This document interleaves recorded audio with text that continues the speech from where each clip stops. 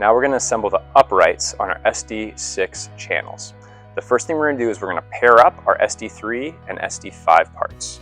So your SD5 part is about 70 inches long, a little under 70 inches long. It has SD5 stamped in it, and it's got 3/4 inch holes on both ends. So we're going to grab those. The SD3 part is 4 by 4 by 3/8. It's a little under 74 inches long, and it's got 3 holes that are 7/8 of an inch and 1 hole that's 3/4. So we're going to focus on this one that's 3/4 of an inch now. The SD3 has an L and an R, and they're mirrors of each other. So one's going to go on the left side of the bridge, one's going to go on the right. But you're going to pair them up the same way with the SD5. So we're going to set our SD5 on top of the SD3 here so that our 3/4 holes line up, and you make a little channel down the middle of this part. Now we're going to take our 3/4 inch galvanized steel bolts. We've got it prepped with our flat washer and nylon washer. I'm going to drop it through, and we're going to add the fasteners on the bottom. So we're going to go the same order we talked about earlier. Nylon washer always up against the aluminum, steel flat washer, lock washer, and nuts. And we're going to go ahead and hand tighten this all the way up as far as you can.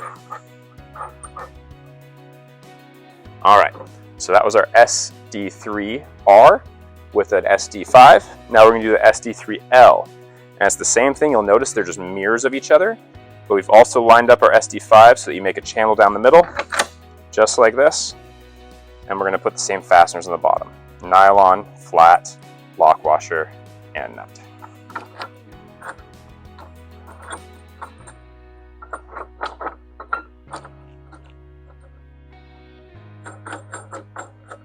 Go ahead and hand tighten it all the way.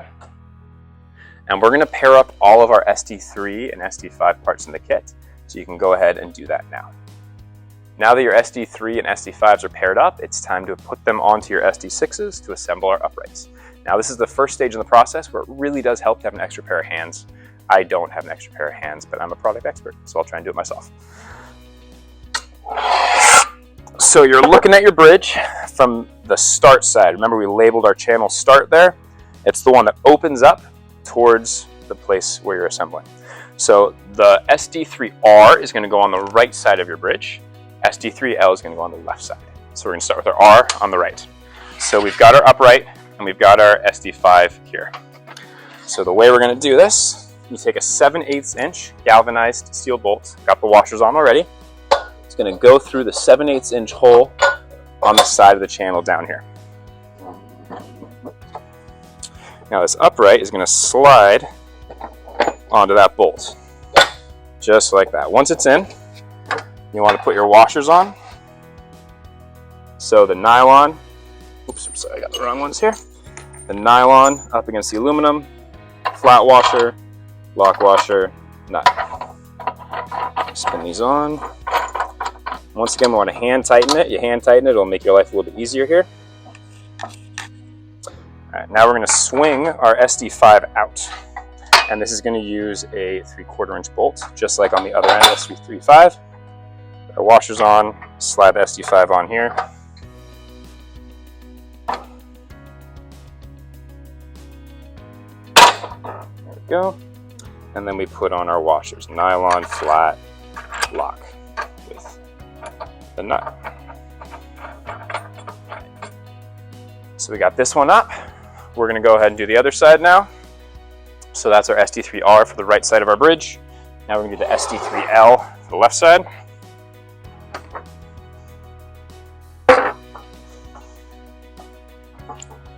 So we're going to put our 7/8 inch bolt through there. And again, we're going to put this SD3 onto it. Push that bolt through all the way. Second pair of hands makes this easier, but as I'm showing you, it is possible to do it alone. We actually have a customer in Hillsboro, Oregon.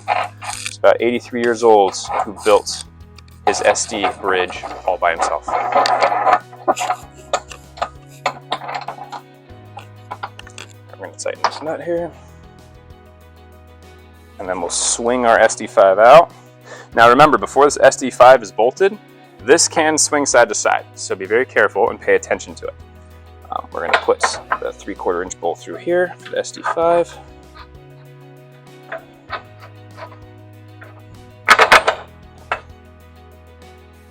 our nylon, flat, lock, and nuts.